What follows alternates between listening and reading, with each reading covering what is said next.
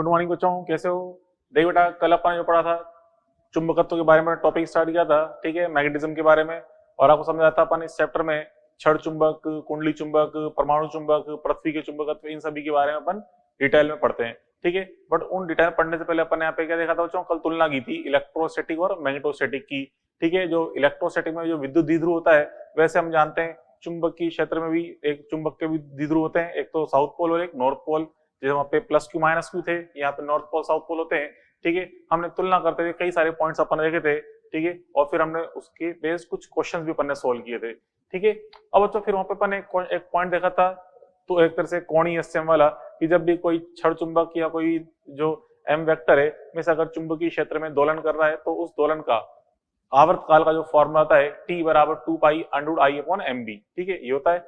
आज अपन इस पे एक दो क्वेश्चन देखते हैं, ठीक है। देखो बच्चों, यहाँ पे इसकी बात कर रहे हैं, एग्जांपल्स ऑन T बराबर 2 pi root of I upon M B, ठीक है। इस पे बेस अपन कुछ क्वेश्चन अपन सोल्व कर रहे हैं, जहाँ पे आई क्या है? जड़ता गुण। मतलब इस प्रकार से एक चुंबक है, ठीक है, क्षण चुंबक, इसको बी वेक्टर में अपन लटका रखा है डोरी से, और उसको अपन दोलन करा रहे हैं, इस प्रकार दोलन कर रहा है इस अक्ष के सापेक्ष। यहाँ पे जड़ता गुण इसका आई है, तो फॉर्मूला T बराबर 2 pi root of I upon M B. तो अगर इसकी दोलन आवृत्ति पूछ ले तो उसका व्युत्क्रम कर देंगे। हम जानते हैं T बराबर 1 अपॉन n, तो n का मान हम यहाँ से 1 अपॉन T से ज्ञात कर लेंगे दोलन आवृत्ति का मान, ठीक है। अब देखो यहाँ पे इसमें ये जो फॉर्मूला है, यहाँ पे से अपन क्वेश्चन देख रहे हैं। पहला क्वेश्चन ये कि दो क्षण चुंबकों का द्रव्यमान व विमाएं समान है, पर द्रव्यमान, लंबाई, चौड़ाई वगैरह सब कुछ सेम है, एक ये चुंबक है और एक ये, परंतु इनके M1 और M2 अलग अलग है। मतलब चुंबकीय आघूर्ण वो अलग अलग है, एक का M1 वेक्टर एक का M2 वेक्टर, दोनों अलग अलग है।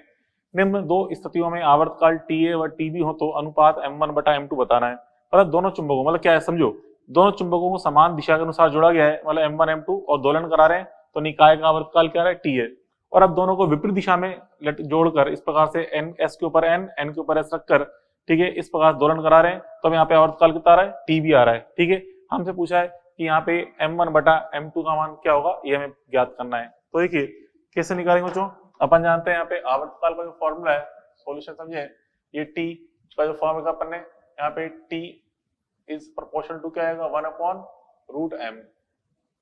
क्यों आएगा बच्चों रूट m? क्योंकि यहाँ पे हम देख रहे हैं एक तो आई समान है, क्योंकि जो जड़ता गुण इस निकाय का आएगा वही जड़ता गुण इस निकाय का आएगा, क्योंकि जड़ता गुण में इस पिंड को उठा के इधर कर दे तो उससे कोई फर्क नहीं पड़ता, ठीक है, दोनों पिंड हैं एक के ऊपर एक ही, ठीक है। तो इसलिए जड़ता गुण जितना उस निकाय का उतना ही इस निकाय का है, इसलिए आई तो सेम है। चुंबकीय क्षेत्र भी वहां पे भी है, यहाँ भी है, तो केवल m नेट की वैल्यू अलग अलग है।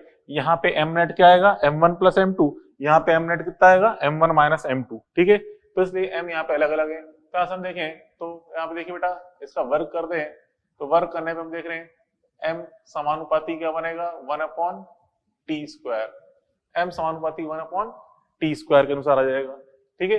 अब यहाँ पे देखिए, पहले अपन देखें यहाँ पे फर्स्ट सिचुएशन में m नेट, ठीक है, m net upon m net A वाली condition upon m net B वाली कंडीशन का जो मान बनेगा क्या बनेगा? TB अपॉन TA का होल स्क्वायर के अनुसार लिख सकते हैं। चलो ऐसे लिखते हैं m net A upon m net B equal DB square upon TA square, क्योंकि व्युत्क्रमानुपाती आ रहा है। अब यहाँ पे देखें m नेट फर्स्ट सिचुएशन में m नेट कितना है?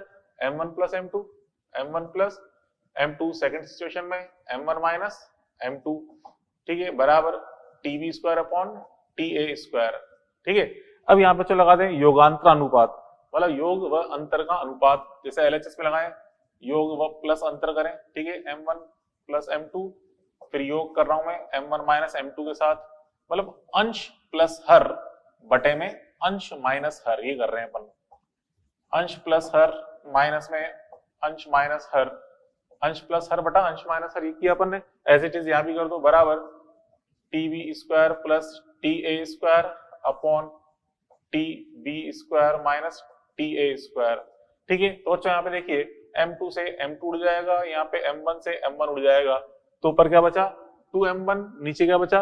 2M2, तो 2 से 2 भी उड़ा दो, तो क्या जाएगा आंसर? M1 अपॉन M2 बराबर M1 अपॉन M2 बराबर क्या गया? TB square plus TA square upon TB square minus TA square, ये इसका आंसर आ जाएगा। तो इस तरह अपन ये ज्ञात कर सकते हैं। बात पहले पढ़ी। चलो अगला एग्जांपल अपन देखें। अगला एग्जांपल इस तरह से कि एक क्षण चुंबक की B1 वेक्टर में दोलन आवृत्ति n बराबर 10 हर्ट्ज है, ठीक है। अब यदि B1 की दिशा में B2 लगा दें तो आवर्ती 14 हर्ट्ज हो जाती है। और पूछा है कि अगर B1 के विपरीत दिशा में B2 को लगाते तो आवर्ती n डबल डैश क्या होगी, ये ज्ञात करनी है। तो जो अब क्या यहाँ पे आवर्ती का चुंबकीय क्षेत्र के साथ संबंध पूछ रहा है, तो यहाँ संबंध देखें, आवर्ती n बराबर क्या बच्चा यहाँ पे 1/t, तो 1/t से इसका सूत्र क्या बन जाएगा, ये हो जाएगा 1/2 pi root of mb upon i। ठीक है, n बराबर 1/t मतलब 1/2 पाई mb अपॉन i ये बनेगा। कहां से, फ्रीक्वेंसी समानुपाती क्या बन रही है, n समानुपाती रूट बी, n समानुपाती रूट बी आ रहा है। तो यहाँ से अगर मैं इसका वर्क कर दूं तो हम देखते हैं बेटा क्या जाएगा, b समानुपाती n स्क्वायर, b समानुपाती n स्क्वायर ये बनेगा। अब बच्चों देखो यहाँ पे तीन सिचुएशन दे रखी है। ठीक है, फर्स्ट कंडीशन में चुंबकीय क्षेत्र b, सेकंड में b डैश, थर्ड में b डबल डैश, मतलब नेट चुंबकीय क्षेत्र की बात कर रहा हूं। तो यहाँ पे देखिए फर्स्ट सिचुएशन में चुंबकीय क्षेत्र कितना है बच्चों, b1। ठीक है, अगली सिचुएशन में चुंबकीय क्षेत्र कितना है, b1 प्लस b2, क्योंकि हमने दोनों क्षेत्र एक ही दिशा में लगाए हैं तो नेट चुंबकीय क्षेत्र क्या होगा, b1 प्लस b2। तो फर्स्ट सिचुएशन का नेट चुंबकीय क्षेत्र बटा सेकंड सिचुएशन का नेट चुंबकीय क्षेत्र बराबर क्या जाएगा, आवर्ती स्क्वायर का अनुपात, आवर्ती कितनी है 10 हर्ट्ज है और सेकंड सिचुएशन में कितनी है 14 हर्ट्ज। ठीक है, ये लगा दिए अपन ने। तो उसका वर्क करें कितना बन जाता है 100 बटा 196। ठीक है, तो जो यहाँ पे अब देखो b1 को मैं 100 मान लूं, यदि b1 इक्वल टू 100, ठीक है, b1 को मैं 100 मान लूं, माना b1 बराबर 100, b1 को अगर अपन 100 मान लें तो b2 बराबर कितना आना चाहिए, तो हो जाए बेटा b2 बराबर, ये ऊपर b1 यहाँ 100 आ रहा है तो b1 को 100 मान लिया, तो b1 प्लस b2 96, 196 आएगा, तो b2 मान कितना आना चाहिए 96। b1 को 100 मान लें तो b2 कितना जाएगा 96 आएगा, आराम से दिख रहा है हमें। ठीक है, अब यहाँ पे देखें, अब ये तो मैंने लगा बच्चों फर्स्ट बटा सेकंड सिचुएशन, अब अपन कर रहे हैं फर्स्ट बटा थर्ड सिचुएशन। थर्ड सिचुएशन में क्या बनेगा, b1 माइनस b2। तो फर्स्ट सिचुएशन में चुंबकीय क्षेत्र b1 है, थर्ड सिचुएशन में b1 माइनस b2 आएगा, तो विपरीत दिशा में लगा रहे हैं, बराबर आवर्ती फर्स्ट सिचुएशन की आवर्ती 10 हर्ट्ज है, थर्ड सिचुएशन की आवर्ती n डबल डैश है स्क्वायर। तो यहाँ पे देखिए, अब यहाँ पे ये मान रख देंगे, यहाँ पे क्या जाएगा बेटा, ये तो 100 और यहाँ जाएगा n डबल डैश स्क्वायर।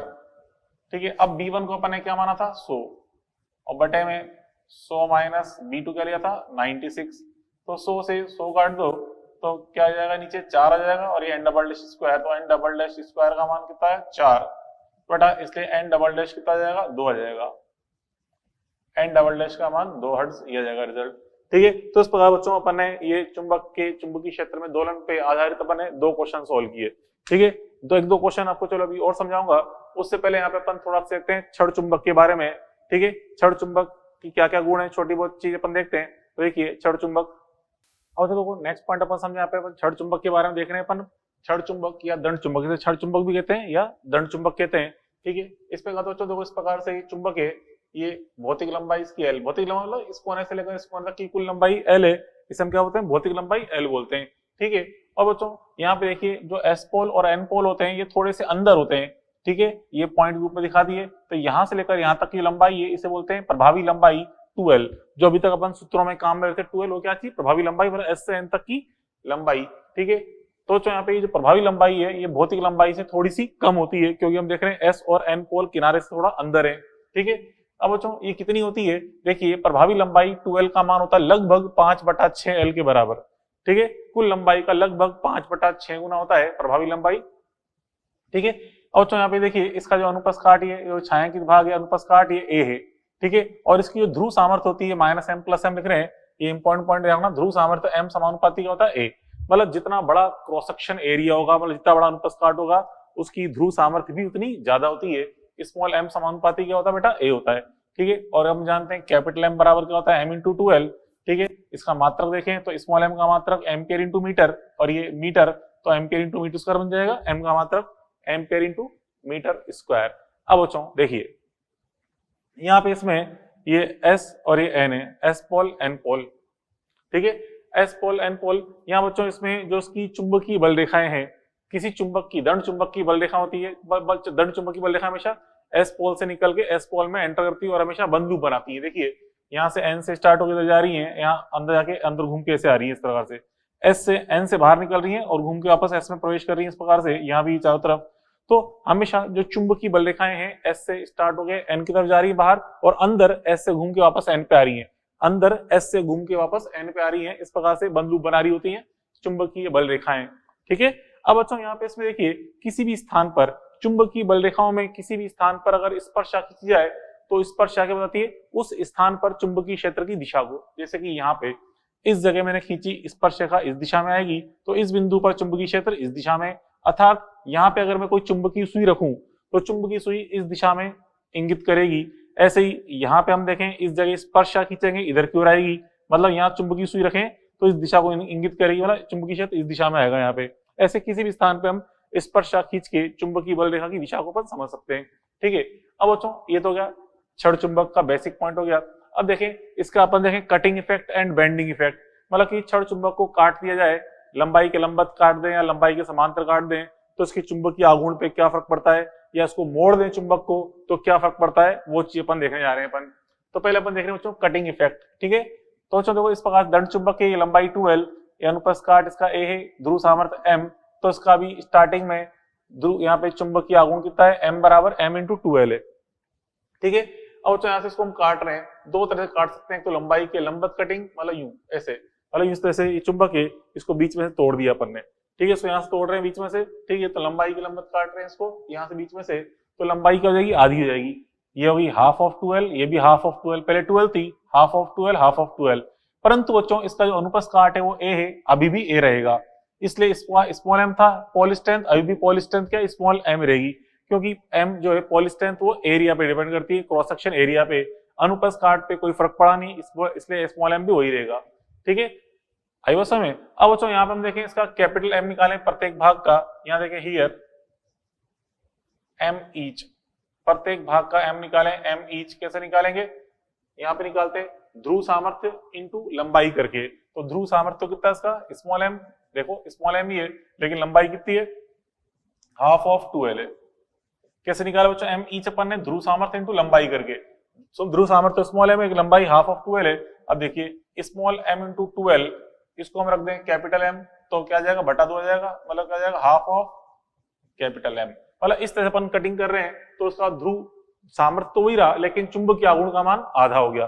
ठीक है, चलो अब देखें सेकंड बच्चों लंबाई के समांतर कटिंग।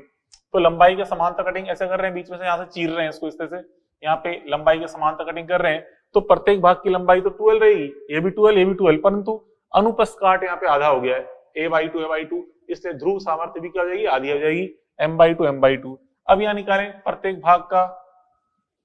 भाग का जो m निकालें, मतलब m ईच बराबर क्या बताया था कैसे निकालते हैं, ध्रुव सामर्थ्य इंटू लंबाई करके, तो ध्रुव सामर्थ्य m/2 है और लंबाई कितनी है 12। अब बच्चों यहाँ भी देखो m इंटू 12 को कैपिटल एम रख दें तो क्या जाएगा, ये हाफ ऑफ कैपिटल एम। ठीक है, तो बच्चों कटिंग चाहे ऐसे करें चाहे ऐसे, दोनों ही केस में चुंबकीय आघूर्ण तो क्या होता है, आधा हो जाता है, चाहे इसमें करें इसमें चाहे इसमें आधा हो रहा है, लेकिन ध्रुव सामर्थ्य इसमें तो वही है और इसमें ध्रुव सामर्थ्य आधी हो गई है। ठीक है, चलो इस पे अपन एक क्वेश्चन देखें आपसे, जरा बच्चों एक क्षण चुंबक की बी वेक्टर में दोलन आवृत्ति n है। ठीक है, अब यदि इसे लंबाई के लंबत समान भागों में, लंबाई के लंबत दो समान भागों में ठीक है काट कर चित्रानुसार रख दें, लंबाई के लंबत दो समान भागों में काट कर चित्रानुसार बी वेक्टर में रख दें, तो हमें एन डैश का मान बताना है क्या होगा। मतलब बच्चों इस तरह से देखिए, हमने दो टुकड़े किए लंबाई के लंबत, एक के ऊपर एक रख दिया, मतलब इस तरह से दो टुकड़े किए फिर एक के ऊपर एक दिया, इसको उठा के इसको रख दिया, इस तरह से चित्र बन गया। अब यहाँ पे हमें इसको हम दोलन करा रहे हैं बी वेक्टर में, तो अब यहाँ पे क्या प्रभाव पड़ेगा इसके आवर्ती पर, ये हम देखने जा रहे हैं। तो बच्चों देखिए यहाँ पे इसमें ये दो टुकड़े किए थे, प्रत्येक टुकड़े का मान क्या हो गया था, m/2। तो देखिए यहाँ पे हमने किस तरह से रखा है, एक के ऊपर एक, ऐसे रखा है कि s के ऊपर s है, n के ऊपर n, इसका भी m/2 इधर आएगा, इसका भी m/2 इधर, तो देखिए दोनों जुड़ जाएंगे, निकाय का m नेट कितना आएगा, m नेट का मान वापस m/2 प्लस m/2 कर दीजिए, क्या आ गया m, मतलब कैपिटल एम पे तो कोई फर्क पड़ा ही नहीं, कैपिटल एम पहले भी m था, दोनों को काट कर एक के ऊपर एक रख दिया तो भी m नेट का मान m ही आ रहा है। तो यहाँ पे हम देखें इस जगह, यहाँ बच्चों इसमें हियर m नेट का मान कितना, जो सिस्टम का m नेट है m/2 प्लस m/2 दोनों समान दिशा में है इसलिए क्या आ जाएगा, एम आ जाएगा। ठीक है, मतलब अपरिवर्तित, इसका मान तो अपरिवर्तित रहा एम का मान। ठीक है, अब बात करें बच्चों जड़त्व आघूर्ण की, तो यहाँ पे जड़त्व आघूर्ण जो होता है, जड़त्व आघूर्ण आई, तो जो जड़त्व आघूर्ण जो आई होता है हम जानते हैं ये समानुपाती होता है द्रव्यमान इंटू लंबाई स्क्वायर, द्रव्यमान इंटू लंबाई स्क्वायर के समानुपाती होता नहीं होता। अब बच्चों देखो, इसको अपन ने चुंबक को दो भागों में काटा, फिर एक के ऊपर एक रख दिया, तो कुल द्रव्यमान जितना पहले था उतना ही कुल द्रव्यमान अभी भी आ रहा है, क्योंकि पहले कुल द्रव्यमान इस तरह साबुत चुंबक के रूप में था, क्योंकि दो टुकड़े किए, एक के ऊपर एक रख दिया अपन ने, तो भी कुल द्रव्यमान उतना ही रहेगा, कि द्रव्यमान आधा आधा हो जाएगा, जुड़ जाएगा तो वापस वही हो गया। तो क्या मतलब है कि कुल द्रव्यमान जितना पहले था अभी भी उतना ही है, परंतु लंबाई आधी हो गई है, पहले कुल लंबाई 12 थी, अब लंबाई 12/2 हो गई है। ठीक है, लंबाई कितनी हो गई, जो हाफ ऑफ 12 हो गई है, तो क्या मतलब है कि द्रव्यमान तो अनइफेक्टेड है लेकिन लंबाई चेंज हो रही है, इसलिए लंबाई स्क्वायर हो जाएगी, आई समानुपाती हो जाएगा लंबाई स्क्वायर। ठीक है, अब देखो यहाँ पे हम जानते हैं फ्रीक्वेंसी का सूत्र क्या होता है, n equal to 1/2 pi root of mb/i, ये अपन जानते हैं। आवर्ती का सूत्र है n बराबर 1/2 पाई रूट ऑफ mb/i। यहाँ बच्चों 2 पाई कांस्टेंट है क्या नहीं है, mb कांस्टेंट है, b भी कांस्टेंट है, केवल i यहाँ पे चेंज हो रहा है, यहाँ पे समानुपाती क्या आएगा 1/√i, होगा नहीं होगा, समानुपाती रूट आई, क्योंकि m फिक्स है, हम देख रहे हैं m वही आ रहा है, m के बराबर m नेट, i का मान यहाँ पे, फिर b का मान भी वही है, b का मान भी चेंज नहीं किया, 2 पाई तो वैसे कांस्टेंट है, n समानुपाती 1/√i, रूट आई भी अपन देख रहे हैं केवल लंबाई पे डिपेंड कर रहा है, तो क्या जाएगा लंबाई स्क्वायर, यहाँ से रूट हट जाएगा तो समानुपाती क्या हो गया 1/लंबाई, तो लंबाई, तो चलो देखो यहाँ पे n समानुपाती क्या है 1/लंबाई, लंबाई यहाँ पे आधी हो गई है इसलिए आवर्ती क्या हो जाएगी दुगनी। ठीक है, तो यहां से हम देख रहे हैं यहाँ जो लंबाई है, लंबाई डैश जो है ये कितनी है, लंबाई बटा 2, लंबाई डैश का मान लंबाई बटा 2 हो गया है। ठीक है, तो इसलिए यहाँ पे जो एन डैश है, एन डैश का मान क्या जाएगा 2n, फ्रीक्वेंसी आ जाएगी दुगनी हो जाएगी, आवर्ती का मान दुगना हो जाएगा, कि लंबाई आधी हो गई है इसलिए आवर्ती दुगनी हो जाएगी, ये चीज अपन ने निकाल ली। ठीक है, तो जो ये तो अपन ने पढ़ा कौन सा इफेक्ट, कटिंग इफेक्ट। अब देखें बेंडिंग इफेक्ट, मतलब किसी छड़ चुंबक को मोड़ दिया जाए तो अब यहाँ पे चुंबक की आघूर्ण पे क्या फर्क पड़ता है वो देखने जा रहे हैं। देखिए इस प्रकार बच्चों एक छड़ चुंबक है ये, ठीक है, जो कि सीधा छड़ चुंबक है, लंबाई 12 है, द्रव्यमान m बराबर m सॉरी यहाँ पे जो चुंबकीय आघूर्ण है m/12 होता है। ठीक है, अब देखें आफ्टर बेंडिंग मतलब मोड़ने के पश्चात इसका जो m डैश है वो निकालेंगे स्मॉल m/12 डैश करके, मतलब इसको मोड़ रहे हैं, कैसे मोड़ सकते हैं, ऐसे ही मोड़ सकते हैं, ऐसे ही मोड़ सकते हैं, किसी रूप में अगर मोड़े तो उस केस में अब इसका नया m डैश जो आएगा वो कैसे निकालेंगे, स्मॉल m/12 डैश करके। स्मॉल m क्यों बच्चों, स्मॉल m को हमने स्मॉल m ही क्यों रखा, इसको स्मॉल m डैश क्यों लिखा, क्योंकि आप इसको मोड़ोगे तो इसका अनुप्रस्थ काट तो कोई फर्क पड़ेगा नहीं। ठीक है, मतलब जो उसकी मोटाई ये है वही मोटाई ये है, वही मोटाई ये है, मतलब अनुप्रस्थ काट तो कोई फर्क पड़ेगा नहीं, तो इसलिए स्मॉल m तो अनचेंज रहेगा, अपरिवर्तित, क्यों, क्योंकि ए अनचेंज है, ए पे कोई फर्क नहीं पड़ रहा, इसलिए एम भी स्मॉल एम भी कोई फर्क नहीं पड़ेगा। हाँ, लंबाई 12 डैश चेंज हो जाएगी इसलिए एम डैश चेंज हो रहा है यहाँ पे, तो कैपिटल एम डैश का मान चेंज क्यों है, क्योंकि लंबाई 12 डैश चेंज हो गई है। 12 डैश क्या चीज है, एस से एन तक की सीधी दूरी। क्या मतलब इस लाइन का, देखिए एग्जाम्पल देखते हैं, ये एक छड़ चुंबक है, इसको अपन ऐसे बेंड कर दिया और एक बार ऐसे बेंड कर दिया, दोनों ही केस में हम एम डैश का मान ज्ञात करने जा रहे हैं, क्या होगा। तो चलो देखो फर्स्ट वाले डायग्राम में देखें, यहाँ पे ये पूरी लंबाई कितनी थी 12, तो यहाँ पे बीच में से मोड़ दिया, आधी लंबाई क्या होगी एल, एल होगी, बीच में से लंबाई मोड़ दिया एल, एल लंबाई हो जाएगी। अब यहां से लेकर यहां तक जो टोटल दूरी है ये क्या है बच्चों 12 डैश, एस से एन तक की सी दूरी 12 डैश है, हमारा उद्देश्य यही है, हमें ये निकालना है। पहले कैसे निकालेंगे, यहां मैंने अभिलंब डाला, ये आधा एंगल क्या होगा बच्चों θ/2, ये भी आधा एंगल क्या होगा θ/2। ठीक है, अब ये लंबाई एल है, इसका इधर घटक करेंगे तो कॉस आएगा, इसका इधर घटक करेंगे तो साइन घटक आएगा, मतलब ये लंबाई क्या आएगी यहां तक की है, ये लंबाई होगी एल साइन θ/2, ये भी क्या जाएगी L sine θ/2, L sine θ/2, L sine θ/2। तो यहां सब देखें 2l डैश का मान क्या आ गया, इन दोनों के योग के बराबर, मतलब 2l साइन θ/2 हो जाएगा। हम देखें here 2l dash is equal to L sine θ/2 plus L sine theta by two. कितना जाएगा बेटा ये हो जाएगा 2l sign theta by to. ठीक है, कितना गया 2l sign theta by to, हो गया मान 2l sign theta by to. ठीक है, अब यहां पे हमें निकालना है m डैश का मान। m डैश इक्वल टू क्या होता है, m dash equal to small m into 2l dash, means small m into 2l dash का मान होता है 2l sign theta by two.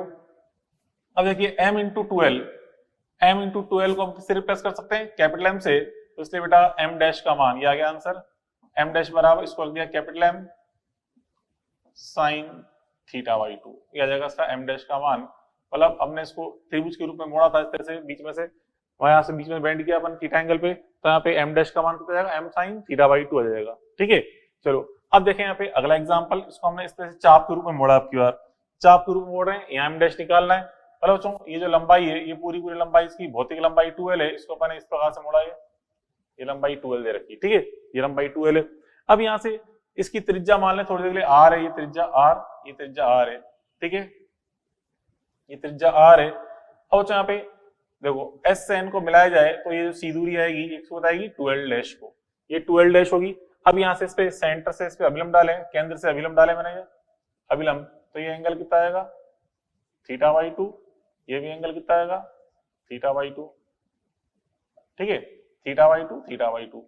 अब यहाँ पे आप देखिए इसके अंदर यहां से लेकर यहां तक की दूरी जो है, ये पहले हम इसकी बात कर रहे हैं, यहां से लेकर ये यहां तक की दूरी है, कितनी आएगी r।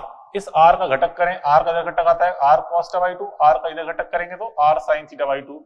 मतलब ये लंबाई आपको दिख रही है, ये कितनी होगी r sin theta by to होगी, नहीं होगी r sin theta by to, मतलब साइन घटक हो गया r का। सेम टू सेम ऐसे ही ये नीचे वाला जो r दिख रहा है, इधर घटक करेंगे तो r cos theta by to, और r का ये घटक करेंगे तो r sin theta by to, मतलब ये लंबाई भी क्या आएगी r sin theta by to, r sin theta by to जाएगी। तो देखिए s से n तक ये टोटल डिस्टेंस है जिसे हम 2l डैश बोल रहे हैं, इस 2l डैश का मान कितना आ रहा है, कितना आ रहा है बच्चों, twice of r sin theta by to दिख ही रहा है हमें। यहाँ से हम देखें 2l डैश, लेकिन उससे पहले चलो 2l डैश से पहले अपन एक चीज देख रहे हैं यहाँ पे, यहाँ बच्चों इसको चाप को अपन देख रहे हैं यहाँ पे, जो लंबाई 2l है वो क्या है, चाप है। हम जानते हैं कोण बराबर होता है चाप बटा त्रिज्या, कोण बराबर चाप बटा त्रिज्या, तो चाप बराबर क्या आएगा बच्चों, कोण इंटू त्रिज्या। तो चाप बराबर कोण इंटू त्रिज्या की बात करें तो देखिए चाप जो कितना है 2l, चाप बराबर कोण इंटू त्रिज्या, कोण इंटू त्रिज्या मतलब थीटा इंटू r, चाप बराबर कोण इंटू त्रिज्या। तो इसलिए बेटा यहाँ पे r का मान क्या जाएगा, r बराबर आएगा 2l अपॉन थीटा। अब देखें यहाँ पे, हम देखें यहाँ पे इसके 2l डैश, तो यहाँ पे 2l डैश का मान क्या बन रहा है, नाउ 2l डैश दिख रहा है, 2l डैश का मान 2r sin theta by two आ रहा है, 2r sin theta by to. ठीक है, जहां पे r का मान रख देंगे 2l अपॉन थीटा, इस r का मान रख दिया 2l अपॉन थीटा रख दिया, तो यहां से ये आएगा twice of 2l upon theta sine theta by to. ठीक है, ये अपन को 2l डैश पता चल गया, आ गया 2l डैश का मान। अब देखें m डैश का मान, now m dash equal to अपन जानते हैं m इंटू 2l डैश होता है, m इंटू 2l डैश, तो m इंटू 2l डैश का मान ये रहा, रख दो 2l upon theta sine theta by two. अब यहाँ पे देखिए ये small m into 2l, small m into 2l को हम कैसे रिप्लेस कर दें, कैपिटल M से, तो क्या जाएगा ये आ जाएगा 2 capital M upon theta sine theta by to, ये आ जाएगा m डैश का मान। ठीक है, m डैश का मान ये आ गया रिजल्ट। तो इस प्रकार से अपन ने ये देख लिया, ये किसका पढ़ा बच्चों, छड़ चुंबक के बारे में। छड़ चुंबक का अपन ने कटिंग इफेक्ट समझा और इसका बेंडिंग इफेक्ट, मतलब काट दिया जाए तो इस प्रकार से कैपिटल M डैश का मान प्राप्त होता है, और मोड़ दिया जाए तो इस प्रकार से कैपिटल M डैश का मान प्राप्त होता है। ठीक है, ये तो अपन ने छड़ चुंबक कंप्लीट कर लिया। अब अपन देखते हैं बच्चों इसके अंदर नेक्स्ट पॉइंट कुंडली चुंबकत्व के बारे में, मतलब धारावाही कुंडली है उसका चुंबकीय आघूर्ण क्या होता है, उस पर क्वेश्चन किस तरह से आते हैं। ठीक है, अब बच्चों अगला अपन टॉपिक पढ़ते हैं इसके अंदर अब कुंडली चुंबकत्व के बारे में। ठीक है, एटॉमिक कॉइल मैग्नेटिज्म पढ़ रहे हैं, कुंडली चुंबकत्व, कुंडली चुंबकत्व। ठीक है, कॉइल मैग्नेटिज्म के बारे में पढ़ रहे हैं। कॉइल मैग्नेटिज्म देखिए बच्चों किस तरह से, देखिए यहाँ पे समझो इस प्रकार से, यहाँ बच्चों दो कुंडलियां हैं, एक ही दिखा दी, एक ही दिखा दी, दो कुंडलियां हैं, दो धारावाहिक कुंडलियां, इसमें धारा कुछ इस तरह से प्रवाहित हो रही है, आई धारा, ठीक है, और इसमें धारा कुछ इस तरह प्रवाहित हो रही है, आई धारा, ये आई धारा प्रवाहित हो रही है, ठीक है, दो धारावाहिक कुंडलियां हैं। और बच्चों इस कुंडली के सामने की ओर क्या बनेगा, देखिए कौन सा पोल बनेगा सामने, तो यहाँ पे, और इसके पीछे कौन सा पोल बनेगा, तो देखो कैसे पहचानते हैं अपन, सामने कौन सा पोल होगा और पीछे कौन सा पोल होगा। देखिए उंगलियां घुमाए अपन धारा के अनुसार, अंगूठा यहाँ पे क्या है बाहर की ओर, बाहर की ओर अपन जानते हैं कि जो अंगूठा बाहर की ओर, इसका मतलब इसका एरिया वेक्टर भी बाहर की ओर है और इसका एम वेक्टर भी बाहर की ओर है। चुंबक की आघूर्ण कहाँ है, बाहर की ओर, केंद्र से बाहर की ओर निकलता हुआ, और हम जानते हैं चुंबक की आघूर्ण की दिशा क्या होती है, हमेशा नॉर्थ पोल से बाहर निकलती है, एन पोल से बाहर निकलती, एम वेक्टर की दिशा होती है, ठीक है। तो इसका मतलब सामने यहाँ पे कौन सा पोल है, एन पोल, क्योंकि यहाँ से हम देखें उंगलियां घुमाए अंगूठा बाहर निकल रहा है, तो सामने से एम वेक्टर बाहर निकल रहा है, तो सामने कौन सा पोल है बेटा इसका, एन पोल। तो बैक साइड में कौन सा पोल होगा, एस पोल, ठीक है। आई वो समझ में, ऐसे बच्चों तो हमने क्या देखा यहाँ पे, इस जगह इसमें जो उसका एरिया वेक्टर है, बी वेक्टर है, और जो एम वेक्टर, ये सारे क्या है लंबवत बाहर निकलते हुए, मतलब डॉट के अनुसार इनकी दिशा है, ठीक है, डॉट के अनुसार। ऐसे बच्चों यहाँ पे देखें, अब क्या उंगलियां घुमाएं आई के अनुसार इस तरह से, तो अंगूठा आ रहा है अंदर की ओर, इसका मतलब यहाँ पे एम वेक्टर अंदर की ओर है, तो एम वेक्टर किस में प्रवेश कर रहा होता है, एस पोल में, निकलता बाहर किससे, एन पोल से, प्रवेश किस में करता है, एस पोल में। मतलब यहाँ पे इसमें कुंडली में सामने की तरफ तो कौन सा पोल है, एस पोल, ठीक है, और पीछे की तरफ कौन सा पोल है बेटा, एन पोल है, ठीक है, एन पोल। और यहां से हम देखा ए वेक्टर, बी वेक्टर और एम वेक्टर, तीनों की दिशाएं क्या आ रही है, उंगलियां, मतलब दाएं हाथ के अंगूठे के नियम देखते हैं, उंगलियां घुमा रहे हैं आई के अनुसार, अंगूठा अंदर की ओर आ रहा है, तो तीनों की दिशा यहाँ पे क्रॉस के अनुसार आ रही है, ये अपन ने देख ली, ठीक है, तीनों दिशा यहाँ पे क्रॉस के अनुसार, ये अपन ने देखा बच्चों। अब यहाँ पे कुंडली का जो चुंबकीय आघूर्ण का सूत्र होता है, ये तो आप बता ही चुका हूं मैं, क्या होता है बच्चों यहाँ पे, इसमें यहाँ पे हम देखें हियर ए, अगर सर्कुलर कॉइल है तो एरिया तो क्या होगा पाई आर स्क्वायर, ठीक है, सर्किल का area pi R square, circle के केंद्र पर चुंबकीय क्षेत्र क्या होता है बच्चों, mu naught N I upon 2r, ठीक है। और यहाँ पे फिर हम देखें चुंबकीय आघूर्ण का मान होता है m बराबर, क्या लिखते हैं, m बराबर एन आई ए लिखते हैं, m का मान एन आई ए। क्या इसको अगर सदिश रूप में लिखना चाहूं तो हम इसको सदिश रूप में क्या लिखते हैं बेटा, सदिश रूप में लिखते हैं m वेक्टर बराबर एन आई ए वेक्टर, क्योंकि आपको समझाया था मैंने m वेक्टर की दिशा क्या होती है, a वेक्टर की अनुदिश, m vector Disha a vector के अनुदिश होती है, ठीक है। और अगर बच्चों क्वेश्चन में कॉइल की जगह, कुंडली की जगह कोई आपको लूप दे रखा है तो कोई दिक्कत नहीं है, n का मान 1 रख देंगे, ठीक है। तो हम कह सकते हैं put n is equal to 1 for loop, ठीक है। लूप के लिए हम क्या रख देंगे, n का मान 1 रख देंगे, तो ये रिजल्ट लूप के लिए प्राप्त हो जाएंगे, ठीक है। तो ये चीज अपन देखी, चलो इस पे बेस्ड एक दो क्वेश्चन अपन देखें। तो एग्जांपल नंबर 1 आपसे क्या कह रहा है, देखिए एक निश्चित लंबाई के तार द्वारा वृत्तीय व वर्गाकार लूप बनाए तो चुंबकीय आघूर्ण का अनुपात बताना है, m1 बटा m2 क्या आएगा। तो बेटा देखिए यहाँ पे सॉल्यूशन नंबर 1 अपन देखें, यहाँ पे एक बार बना रहा है वर्ताकार लूप और एक बार बना रहा है यहाँ पे वर्गाकार लूप। देखिए सॉल्यूशन नंबर 1, निश्चित लंबाई का तार उपयोग में लिया गया है, तो एक बार तो L को हम किस रूप में मोड़ रहे हैं, 2 पाई r के रूप में, तो यहाँ से r बराबर क्या है बेटा, L अपॉन 2 पाई, r बराबर आएगा L अपॉन 2 पाई। और उसको एक बार मोड़ रहे हैं अपन वर्ग के रूप में, तो वर्ग की सर्कमफेरेंस क्या होती है, मतलब परिधि क्या होती है, वर्ग की क्या होती है 4l, ठीक है, परिमाप 4l होती है, तो L बराबर क्या है 4l, तो यहाँ से लंबाई L कितना आ गया, L का मान आएगा L बाई 4 के बराबर आ जाएगा, L बाई 4। अब देखिए हमें निकालना है m का मान, ठीक है, तो m जो होता है क्या होता है i इंटू ए, कोई लूप के रूप में मोड़ रहे हैं, m बराबर क्या होता है i इंटू ए। अब कुछ नहीं कहा जाए तो हम यहाँ पे धारा समान मानेंगे, दोनों लूप में धारा समान प्रवाहित कर रहे होंगे, यहाँ से m समानुपाती क्या जाएगा बेटा, a हो जाएगा, m is proportional to a।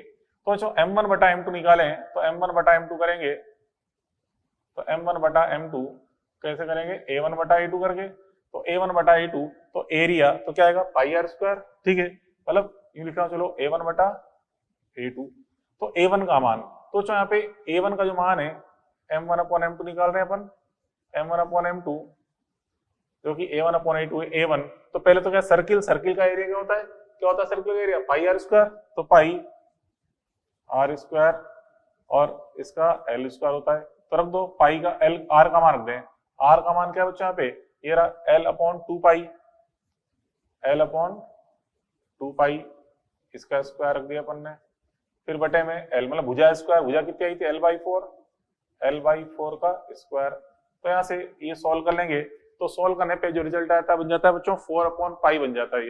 ये आता है आंसर 4/पाई, ये आता है आंसर 4/पाई, ये आ गया रिजल्ट 4/पाई। तो यहाँ पे गौर से देखिए इस जगह ये अपन आंसर निकाले 4/पाई, m1/m2 का मान 4/पाई आ रहा है। तो देखिए बच्चों पाई का मान आपको पता है कितना है 3.14, ऊपर 4 है नीचे 3.14, इसका मतलब बड़ा कौन हुआ m1, क्योंकि m1/m2 का मान 4/पाई है, मतलब 4/3.14 है, अतः m1 का मान m2 से बड़ा है। तो बच्चों यहाँ पे हम देखें एक नोट के रूप में समझें, एक नोट के रूप में देखें कि वृत्त का यहाँ पे m1 ज्यादा आ रहा है अन्य आकृति की तुलना में। तो देखिए नोट के रूप में देखा क्या है बेटा, m1 greater than m2, m1 greater than m2 आ रहा है, ठीक है, अतः m1 ग्रेटर देन m2 आया, अतः यदि बच्चों लंबाई सेम है, यदि L is equal to same, समान लंबाई का उपयोग किया जाए, तो उस केस में वृत्त का जो चुंबकीय आघूर्ण है वो सर्वाधिक आता है, ठीक है। तो वृत्तीय लूप का कैपिटल M बराबर सर्वाधिक, क्या कहते हैं मैक्सिमम, ठीक है, मैक्सिमम प्राप्त होता है, मैक्सिमम प्राप्त, मतलब किसी भी आकृति में, चाहे त्रिभुज के रूप में मोड़े चाहे वर्ग के रूप में, किसी भी आकृति में मोड़ेंगे तो इस वृत्तीय लूप का जो m क्या आ रहा है बेटा, मैक्सिमम आ रहा है, m इक्वल टू मैक्सिमम, इसका वृत्तीय लूप का m बराबर क्या आता है मैक्सिमम। ये चीज आप ध्यान रखें, एक इंपॉर्टेंट रिजल्ट है, वृत्तीय लूप का m मैक्सिमम आपको प्राप्त होता है, ठीक है। चलो उसके आगे देखें बच्चों, एक नेक्स्ट चीज अपन देखें यहाँ पे इसके अंदर, चलो एक और एग्जांपल सॉल्यूशन नंबर सेकंड देखते हैं। सॉल्यूशन नंबर सेकंड अपन देखें, सॉल्यूशन नंबर सेकंड बच्चों इसमें कह रहा है किसी कुंडली के केंद्र पर चुंबकीय क्षेत्र B है, तो चुंबकीय आघूर्ण बताना है क्या होगा। तो बच्चों देखिए यहाँ पे आपको B का मान दे रखा है और M का मान पूछा है, हम जानते हैं B बराबर क्या होता है बेटा, यहाँ पे सॉल्यूशन सेकंड देख रहे हैं, जो B का मान है, B का मान क्या है म्यू नॉट NI/2R, ठीक है, B बराबर म्यू नॉट NI/2R। तो यहाँ से मैं अगर I का मान निकालूं तो यहाँ से बेटा I का मान क्या जाएगा, देखिए यहाँ से I का मान निकालें तो I बराबर रहेगा 2BR/म्यू नॉट N, ठीक है, B बराबर देख रहे हैं म्यू नॉट NI/2R है, तो I का मान आ गया 2BR/म्यू नॉट N, ठीक है। अब देखें M, now M is equal to क्या होता है बेटा, M का फॉर्मूला, M बराबर अपन देखा M का मान होता है ये NIA, M बराबर होता है NIA, ये लगा रहा हूं सूत्र, M बराबर NIA, यहाँ पे रख दें किसका मान, I का मान, क्या है I का मान, 2BR/म्यू नॉट N, ठीक है, एंड एरिया क्या होता है पाई आर स्क्वायर, सर्किल की बात कर रहे हैं, ठीक है। तो यहाँ से वो n से तो n कट जाएगा, तो बस ये आ गया रिजल्ट, m बराबर क्या हो बेटा 2πBr³ म्यू नॉट, ठीक है, ये आ जाएगा रिजल्ट, इसका आंसर आ गया m बराबर 2πBr³ म्यू नॉट, ये इसका आंसर आ जाएगा, क्लियर। चलो ये अपन देख लिया। अब बच्चों उसका फिर आगे चलो एक स्टार पॉइंट ग्रुप में अपन देखें, यहाँ पे स्टार पॉइंट, अगर मान लो बच्चों कोई तार लूप के रूप में है ही नहीं, एक सीधा तार है लूप के रूप में ही नहीं, तो सीधे तार के द्वारा बंद लूप का एरिया कितना आएगा, 0 आएगा। मतलब बच्चों अगर अपन देखें इस तरह से, ये एक सीधा धारावाही तार है, इसके कारण अपन जानते हैं चुंबकीय क्षेत्र यहाँ पे इस तरह से होता है, इस प्रकार से। तो हम देखें सीधे धारावाही तार के लिए बंद लूप का एरिया, बंद लूप का जो क्षेत्रफल है कितना बनेगा बेटा, एरिया A बराबर 0, क्योंकि लूप तो बन ही रहा है यहाँ पे, इसलिए एरिया 0 है, अतः m बराबर क्या होगा यहाँ पे 0, अतः m बराबर 0, तो उसका m कितना होता है बच्चों 0। परंतु यहाँ पे यहाँ बच्चों चुंबकीय क्षेत्र का मान 0 नहीं होता। हम जानते हैं बच्चों एक अनंत लंबाई का तार है, मतलब काफी लंबा तार है, तो उसके कारण हम जानते हैं चुंबकीय क्षेत्र का फॉर्मूला क्या होता है म्यू नॉट I/2πr, ठीक है, म्यू नॉट I/2πr होता है। तो चुंबकीय क्षेत्र तो नॉन 0 है, लेकिन इसका चुंबकीय आघूर्ण क्या बनेगा 0, ये चीज अपन देखी, ठीक है। तो यहाँ तक बच्चों पढ़ लिया अपन ने कुंडली चुंबकत्व के बारे में, कुछ क्वेश्चन अपन ने कल सॉल्व कर लिए थे, ठीक है, कुछ क्वेश्चन अपन ने यहाँ पे देख लिए, ठीक है, कुंडली चुंबकत्व के बारे में, ठीक है। अब आगे देखिए बच्चों, और अपन इसके अंदर अब नेक्स्ट पॉइंट पढ़ते हैं परमाणु चुंबकत्व के बारे में, ठीक है। नेक्स्ट टॉपिक है एटॉमिक मैग्नेटिज्म, परमाणु चुंबकत्व। परमाणु चुंबकत्व यहाँ तक पढ़ लेते हो, कुंडली चुंबकत्व, अब देख रहे हैं परमाणु चुंबकत्व। बच्चों हम जानते हैं परमाणु में इलेक्ट्रॉन जो होते हैं वर्ताकार पथ पे गति कर रहे होते हैं, इलेक्ट्रॉन वर्ताकार पथ पे गति कर रहे होते हैं, अर्थात एक गतिशील आवेश है वर्ताकार पथ पे, तो उस पे संगत एक धारा होती है, मतलब जिसे हम बोलते हैं कक्षीय धारा। अच्छा, कक्षीय धारा है तो इसे केंद्र पर क्या होगा, मतलब जो इलेक्ट्रॉन है एक वर्ताकार लूप की तरह बिहेव कर रहा है, इलेक्ट्रॉन वर्ताकार लूप की तरह व्यवहार कर रहा है, इसलिए केंद्र पर चुंबकीय क्षेत्र भी होता है और उसका चुंबकीय आघूर्ण भी होता है। तो उसका मान कैसे निकाल सकते हैं बच्चों, वो अपन देखेंगे यहाँ पे। तो देखिए यहाँ बच्चों हम इसकी डिटेल जो स्टडी करते हैं वो किसके लिए करते हैं, एच प्रकार के परमाणुओं के लिए जिसमें एक सिंगल इलेक्ट्रॉन होता है, ठीक है। तो उसके बारे में अपन पहले भी 2-3 बार बातें कर चुके हैं एच लाइक एटम के लिए। तो हम देखें एच प्रकार के परमाणु के लिए अपन देखें एच प्रकार, ठीक है, जो एच प्रकार के परमाणु है उनके लिए क्या सूत्र होते हैं, त्रिज्या का, वेग का। देखो एच प्रकार के परमाणु, एच प्रकार के परमाणुओं के लिए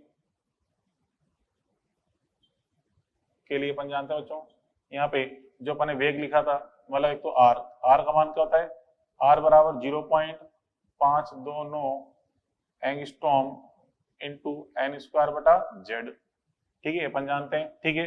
कक्षीय चाल v बराबर क्या होती है, 2.2 गुणा 10⁶ मीटर पर सेकेंड गुणा जेड बटा एन, ठीक है। और फिर अपन देखें यहाँ पे कक्षीय धारा जो होती है I बराबर क्या लिखते हैं, EV अपॉन 2πr, ये भी अपन देख चुके हैं, EV अपॉन 2πr, ठीक है। और फिर यहाँ पे हम बात करें कोणीय संवेग की, J बराबर क्या होता है mvr, या कहते हैं क्या होता है बेटा NH अपॉन 2π, J का मान NH अपॉन 2π होता है, ठीक है। बस हम देखें यहाँ पे जो R तो है n स्क्वायर बटा जेड के समानुपाती है, V जेड बटा एन के समानुपाती है, I का मान V बटा R के समानुपाती है, और इस J का मान N के समानुपाती आ रहा है।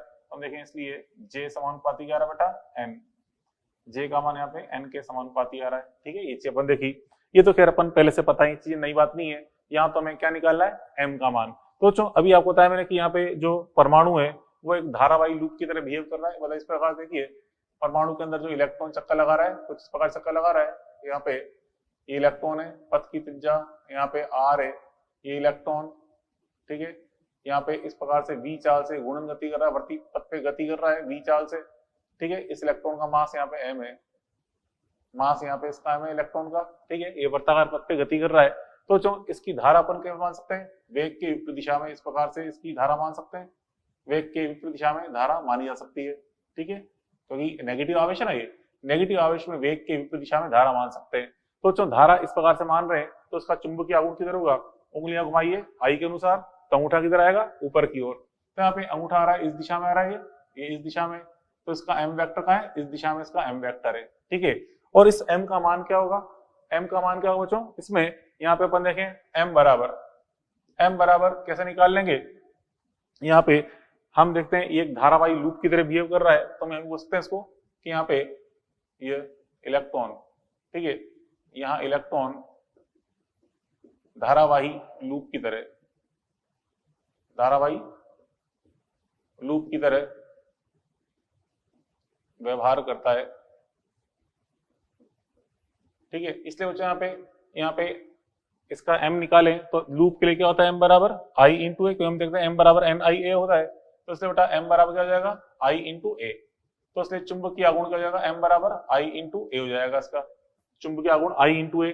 अब यहाँ पे I का मान रख दें, I का मान देखा अपन ने EV अपॉन 2πr है कि नहीं है, ये EV अपॉन 2πr, यहाँ लिखा अपन ने I का मान EV अपॉन 2πr, और एरिया तो कितना है पाई आर स्क्वायर, यहाँ से एक आर से एक आर काट दो तो कितना गया, m बराबर गया m का मान EV, पाई से पाई भी कट जाएगा, पाई से पाई कट जाएगा तो जाएगा EVR/2, m का मान आ गया EVR/2, ये अपन देख लिया m का रिजल्ट आ गया, ठीक है। इसको बेटा हम सदिश के रूप में लिखें तो सदिश के रूप में अपन क्या लिखते हैं, ये भी आपको पहले लिखा चुका एक बार में, ठीक है। कल लिखा था अपन ने m वेक्टर बराबर क्या जाएगा E V vector cross R vector बटा 2, ये आता है m का मान, m बराबर E V vector cross R vector बटा 2। ठीक है, अब बच्चों देखो यहाँ से एक और चीज देखें, यहाँ से m बराबर क्या है, ई वी आर बटा 2 आ रहा है। अगर मैं इसमें ऊपर नीचे m से गुणा कर दूं, ये लो m क्या द्रव्यमान से ऊपर नीचे गुणा कर देंगे तो क्या फायदा मिलेगा आपको, ये हो जाएगा देखिए एम वी आर, ऊपर एम वी आर है ना, इस एम वी आर को हम क्या लिखते हैं, कोणीय संवेग जे, जे बराबर एम वी आर होता है तो उसको जे लिखते हैं। तो m बराबर क्या जाएगा, ये हो जाएगा ई जे अपॉन नीचे बचेगा 2m, m बराबर क्या बेटा ई जे अपॉन 2m, इस रूप में इसको अपन लिख सकते हैं। तो देखिए E और m तो क्या है कांस्टेंट, को E इलेक्ट्रॉन पे आवेश है, m यहाँ पे इलेक्ट्रॉन का द्रव्यमान है। कहां से देखें, E समानुपाती क्या आ रहा है, m समानुपाती क्या आ रहा है J, और J समानुपाती क्या लिखा रहा अपन ने n। मतलब क्या मतलब है कि ये इनके मान किस पे डिपेंड नहीं कर रहे, इनके मान डिपेंड किस पर नहीं कर रहे बेटा, Z पर। ठीक है, अतः Z पर निर्भर नहीं, Z पर निर्भर नहीं कर रहा। ठीक है, मतलब m और j दोनों के मान ही केवल n पे डिपेंड करते हैं, z पर निर्भर नहीं करते। z मतलब जो उसका परमाणु क्रमांक है उस पर डिपेंड नहीं करते, ये अपन देख लिया। अब बच्चों यहाँ पे ये सारी बातें अपन किसके लिखी, h प्रकार के परमाणु के लिए ये मान लिख दिए। लेकिन मान लो अगर h प्रकार का परमाणु नहीं है, ठीक है, मतलब उसमें कई सारे इलेक्ट्रॉन्स हैं, ठीक है, तो h प्रकार का परमाणु नहीं है तो h प्रकार का परमाणु नहीं है, अर्थात नहीं है तो अर्थात कई इलेक्ट्रॉन्स उपस्थित हैं, मतलब गतिशील हैं, कई इलेक्ट्रॉन्स उपस्थित हैं, तो उस केस में बच्चों फिर हम यहाँ पे देखें तो उसके लिए क्या होगा, यहाँ समझे, अगर बच्चों इलेक्ट्रॉन सम संख्या में, यदि इलेक्ट्रॉन संख्या इज इक्वल टू सम है, तो जो इलेक्ट्रॉन संख्या अगर सम है, जैसे मान लो 10 इलेक्ट्रॉन है परमाणु में, तो 10 में से जो 10 इलेक्ट्रॉन है पेयर ग्रुप में होते हैं, 5 क्लॉक मतलब एक क्लॉकवाइज, उसके विपरीत एंटी क्लॉकवाइज, फिर एक क्लॉकवाइज एंटी क्लॉकवाइज, इस प्रकार से पेयर ग्रुप में होते हैं, जोड़े ग्रुप में होते हैं। तो मतलब 5 तो घूम रहे होंगे क्लॉकवाइज, तो 5 एंटी क्लॉकवाइज, वो दोनों एक दूसरे के एम को कैंसिल कर देंगे, तो एम का मान क्या आएगा 0। तो परमाणु का एम नेट कितना होता है बच्चों, M net is equal to क्या होता है 0। परमाणु का जो एम नेट है, एम नेट क्या आएगा बेटा 0 होगा। लेकिन अगर इलेक्ट्रॉन विषम संख्या में है, यदि इलेक्ट्रॉन्स की संख्या बच्चों विषम है, इलेक्ट्रॉन्स की संख्या विषम संख्या है, तो विषम संख्या में अगर इलेक्ट्रॉन्स हैं, जैसे मान लो 9 है, तो 9 में से बच्चों 8 का इफेक्ट तो कट जाएगा एक दूसरे से, 4 से, लेकिन एक का बच जाएगा। तो परमाणु का जो एम नेट है, एम नेट क्या आएगा बेटा नॉन जीरो आएगा, परमाणु का एम नेट नॉन जीरो आएगा। तो वो परमाणु जो जिसमें इलेक्ट्रॉन सम संख्या में होते हैं उसका तो एम जीरो होता है एम नेट, परंतु जिस परमाणु में इलेक्ट्रॉन विषम संख्या में उसका नॉन जीरो होता है। ठीक है, ये चीज अपन देख ली।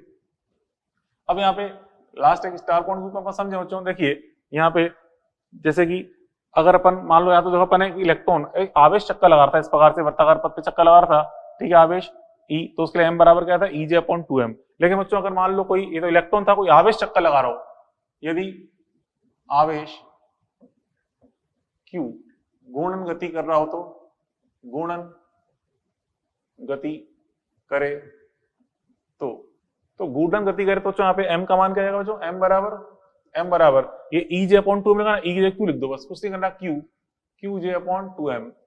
ठीक है, आवेश E की जगह Q घूर्णन गति कर रहा है, QJ अपॉन 2m कर देंगे। और जो J क्या यहाँ पे कोणीय संवेग, जिसे हम लिखते हैं I इंटू ओमेगा। ठीक है, इसको लिख दिया I बार इंटू ओमेगा। आप पढ़ते हैं रोटेशन मोशन में J बराबर क्या होता है I ओमेगा, जहाँ पे I क्या है जड़ता गुण, और ओमेगा क्या बच्चों इसकी घूर्णन आवृत्ति है जिससे घूम रहा है। जैसे कि एग्जाम्पल नंबर 3 में देखिए, सोल्यूशन नंबर 3 अपन देखें, यहाँ बच्चों इसमें ये चक्ति घूम रही है, चक्ति घूर्णन कर रही है, ठीक है, ओमेगा कोणीय चाल से इसका m बताना है क्या है। तो आपको पता है चक्ति का जड़ता गुण क्या होता है बच्चों, हियर I बार बराबर, चक्ति का जड़ता गुण होता है मास इंटू त्रिज्या स्क्वायर बटा 2। चक्ति का स्वयं की अक्ष के सापेक्ष जड़ता गुण ये होता है। इसलिए यहाँ बच्चों अगर मैं इस सूत्र का उपयोग करूं, ये वाले सूत्र का, इसमें रख देंगे यहाँ पे Q तो सही आवेश, चक्ति का I ये रख दिया अपने m r स्क्वायर बटा 2 इंटू ओमेगा बटे में 2m। तो यहाँ से m से m कट गया, कितना गया ये Q r स्क्वायर ओमेगा बटा 2, ये तो इसका आंसर आ जाएगा। ये लो, चक्ति का जो चुंबकीय आघूर्ण है, मतलब कोई आवेश घूर्णन गति कर रहा है चक्ति के रूप में, तो यहाँ पे इसका m वेक्टर जो है चुंबकीय आघूर्ण, ये आ गया Q r स्क्वायर ओमेगा बटा 4 हो जाएगा, 2 नहीं 4। दो दो दो 4 हो जाएगा ये। अब देखें ऐसे ना क्वेश्चन नंबर 4, यहाँ बच्चों इसमें छड़ घूर्णन गति कर रही है, आवेशित छड़ जो कि इस अक्ष के सापेक्ष अपनी लंब केंद्र अक्ष के सापेक्ष घूर्णन गति कर रही है। तो बच्चों इसका जो जड़ता गुण होता है क्या होता है, आई बराबर जड़ता गुण का मान आई बराबर होता है यहाँ पे मास इंटू मतलब द्रव्यमान into length square upon 12 ml square बटा 12, पढ़ा ही होगा आपने बचपन में ml स्क्वायर बटा 12, ठीक है। तो यहाँ पे ये मान रख दें, इसलिए इसका चुंबकीय आघूर्ण बनेगा m बराबर क्या हो जाएगा, इसका उपयोग कर रहा हूं मैं, आवेश Q है, ठीक है, आई का मान रख दिया ml स्क्वायर बटा 12, ठीक है, इंटू ओमेगा बटे में 2m। तो यहाँ से m कैंसिल कर दो तो क्या जाएगा ये m बराबर क्या जाएगा बेटा Q L स्क्वायर ओमेगा बटा 24, ठीक है। तो इस प्रकार से ये इसका आंसर आ गया। तो बच्चों यहाँ तक पढ़ लिया अपन ने किसके बारे में, ये पढ़ लिया अपन ने इसके परमाणु चुंबकत्व के बारे में, ठीक है। यहाँ पे ये कुंडली चुंबकत्व भी हो गया, परमाणु चुंबकत्व भी हो गया। अब बच्चों अब इसके बारे में आगे पढ़ेंगे अपन पृथ्वी के चुंबकीय क्षेत्र के बारे में, मतलब अर्थ मैग्नेटिज्म के बारे में। देखो बच्चों अपन पढ़े अर्थ मैग्नेटिज्म के बारे में, पृथ्वी के चुंबकत्व के बारे में, अकेले भू चुंबकत्व के बारे में। देखिए अर्थ मैग्नेटिज्म, तो बच्चों अर्थ मैग्नेटिज्म देखते हैं पृथ्वी एक चुंबक की तरह बिहेव करती है। उसका कारण क्या है, पृथ्वी के अंदर मतलब पृथ्वी इस तरह बिहेव कर रही है कि इसके अंदर एक बड़ा सा दंड चुंबक रखा हो, लेकिन ऐसा पॉसिबल है नहीं। क्यों नहीं है पॉसिबल, क्योंकि हम जानते हैं बच्चों पृथ्वी के अंदर बहुत उच्च टेम्परेचर है, बहुत हाई टेम्परेचर है, जिसके कारण जो धातु है वो पिघली अवस्था में, तो अंदर दंड चुंबक का होना तो संभव ही नहीं है। तो फिर यहाँ पे पृथ्वी के चुंबकत्व का कारण क्या है, इसका कारण क्या बच्चों, पृथ्वी के अंदर जो पिघली हुई धातु है उसके आयन भी होते, धातु हैं तो उसके आयन भी होंगे बच्चों। और जब हम देखते हैं पृथ्वी अपनी भौगोलिक जो अक्ष है, भौगोलिक अक्ष के सापेक्ष घूर्णन कर रही है, ठीक है, रोटेशन मोशन कर रही है भौगोलिक अक्ष के सापेक्ष। तो जो अंदर जो धातु हैं वो भी साथ साथ घूर्णन कर रही हैं, तो अंदर जो आयन है वो भी घूर्णन अवस्था में। अब जब भी आयन घूर्णन अवस्था में होंगे तो वो क्या उत्पन्न करेंगे, धारा। हम जानते हैं बच्चों जब भी आवेश गतिशील अवस्था में होता है वृत्ताकार पथ पे, तो एक धारावाही लूप की तरह व्यवहार करता है। तो ये सारे आयन एक धारावाही लूप की तरह व्यवहार कर रहे हैं, ठीक है। तो उनके कारण बच्चों पृथ्वी के चुंबकत्व की व्याख्या अपन समझ सकते हैं, मतलब उनके कारण पृथ्वी का चुंबकत्व होता है, ठीक है। तो पृथ्वी का चुंबकत्व जो है उनके कारण है, किसके कारण, पिघली हुई धातुओं के कारण। तो लिखा अपन ने कारण पृथ्वी गर्भ में पिघली हुई धातुओं के घूर्णन से उत्पन्न विद्युत धारा द्वारा प्राप्त होता है, ठीक है। अब बच्चों देखो ये देखिए ये भौगोलिक अक्ष है, ठीक है, इस तरफ अपन जानते हैं नॉर्थ डायरेक्शन होता है, भौगोलिक नॉर्थ बोलते हैं, इस तरफ साउथ दिशा होती है, इसे बोलते हैं भौगोलिक साउथ, ठीक है। अब बच्चों पृथ्वी का जो चुंबक है, मतलब पृथ्वी का चुंबकत्व है वो बिल्कुल इस अक्ष की सापेक्ष अक्ष की रेखा पे नहीं होता, इससे कुछ झुकी हुई रेखा पे में प्राप्त होता है, ठीक है। इस तरह से प्राप्त होता है कि बच्चों यहाँ से जो बल रेखाएं यूं निकल रही हैं, इस तरह से यहाँ पे प्रवेश कर रही है, यहाँ से निकल के यहाँ प्रवेश कर रही है, इस प्रकार से चुंबकीय बल रेखाएं हमें प्राप्त होती हैं पृथ्वी के चुंबकीय क्षेत्र की, ठीक है। ये नीली वाली बल रेखाएं पृथ्वी के चुंबकीय क्षेत्र की। हम जानते हैं बच्चों बल रेखा कहाँ से निकलती है, नॉर्थ पोल से। तो ऐसा बिहेव होता है कि यहाँ पे चुंबक का नॉर्थ पोल इस दिशा में, साउथ पोल इस दिशा में, क्योंकि बल रेखाएं इधर से निकलती इस प्रकार से हमें प्राप्त होती है, ठीक है। तो इस तरफ क्या है नॉर्थ पोल और इधर क्या है साउथ पोल। और जो इस रेखा को ऊपर बोलते हैं चुंबकीय अक्ष बोलते हैं, चुंबकीय अक्ष। कहने को तो हम देख रहे हैं यहाँ पे साउथ पोल है, लेकिन इसको बोलते हैं इस स्थिति को चुंबकीय नॉर्थ बोलते हैं, ठीक है, और उसको बोलते हैं चुंबकीय साउथ। और ऐसे कैसे कि यहाँ पे है तो साउथ पोल, यहाँ पे चुंबकीय नॉर्थ क्यों बोल रहे हैं, उसका कारण क्या है, उसका कारण क्या बच्चों, जैसे अपन जानते हैं कि पहले आपने देखा होगा पहले की जैसे कि समुद्र में हम जो गति करते थे जाते थे, तो उसके अंदर जो लोगों को दिशा का ज्ञान कैसे होता था, चुंबकीय सुई से। तो चुंबकीय सुई देखते थे कि चुंबकीय सुई का नॉर्थ पोल जिस दिशा में बता रहा है, तो बच्चों हम जानते हैं जब भी चुंबकीय सुई को स्वतंत्रतापूर्वक लटकाते हैं तो उसका जो नॉर्थ पोल है वो नॉर्थ दिशा को दर्शाता है, साउथ पोल साउथ दिशा को, ठीक है। तो इसका जो नॉर्थ पोल जो दर्शा रहा है वो एक्चुअल में वास्तविक नॉर्थ दिशा को नहीं दिखा रहा, वो क्या बता रहा है, जो चुंबकीय नॉर्थ दिशा है उसको दिखा रहा है। मतलब यहाँ पे मतलब हम देखें यहाँ पे हमारे पास सुई है, हमें चुंबकीय सुई देखा, एरो इस तरफ था, तो ये एरो क्या बता रहा था कि इस तरफ यहाँ पे क्या है नॉर्थ पोल। तो चुंबकीय सुई के अनुसार नॉर्थ दिशा क्या होनी चाहिए, यहाँ होनी चाहिए, जबकि एक्चुअल में नॉर्थ दिशा कहाँ है, यहाँ पर है। तो इसलिए इस स्थिति को हम क्या बोलते हैं, चुंबकीय नॉर्थ, मतलब चुंबकीय सुई द्वारा दर्शाई गई नॉर्थ दिशा, चुंबकीय सुई द्वारा दर्शाई गई नॉर्थ दिशा ये कहते हैं अपन, ठीक है, यहाँ पर है। और यहाँ पे एक्चुअल में नॉर्थ दिशा ये है, और ये दिशा क्या है, चुंबकीय सुई द्वारा दर्शाई गई नॉर्थ दिशा, और ये चुंबकीय सुई द्वारा दर्शाई गई साउथ दिशा, इसे उसको चुंबकीय साउथ बोलते हैं, ठीक है। बट अंदर जो मैग्नेट है उसका यहाँ पे मतलब मैग्नेट का व्यवहार है, इधर नॉर्थ पोल होना चाहिए, इधर साउथ पोल होना चाहिए, ठीक है, ऐसा बिहेवियर होता है। अब देखो ये चुंबकीय अक्ष हो गई, इसके लंबवत अपने क्या बना दिए, चुंबकीय निरक्ष बना दी, चुंबकीय अक्ष के लंबवत। अब ये जो चुंबकीय अक्ष और ये जो भौगोलिक अक्ष है इनके बीच जो एंगल होता है बच्चों, लग इसको एंगल बोलते हैं फाई। इस फाई का मान ये समय के साथ साथ बच्चों परिवर्तनशील होता है, ठीक है, जल्दी जल्दी नहीं बदलता, कुछ सालों में कुछ महीनों में बदलता है, ठीक है। जैसे मान लो आज इसका एंगल का मान लगभग 14 डिग्री है, तो हो सकता है 1 साल बाद ये एंगल 15 डिग्री हो या 16 डिग्री हो। तो इस तरह से वो धीरे धीरे परिवर्तन होता है समय के साथ इस एंगल फाई में। इस फाई को बच्चों हम बोलते हैं दिक्पात कोण, ठीक है, एंगल ऑफ डिक्लिनेशन।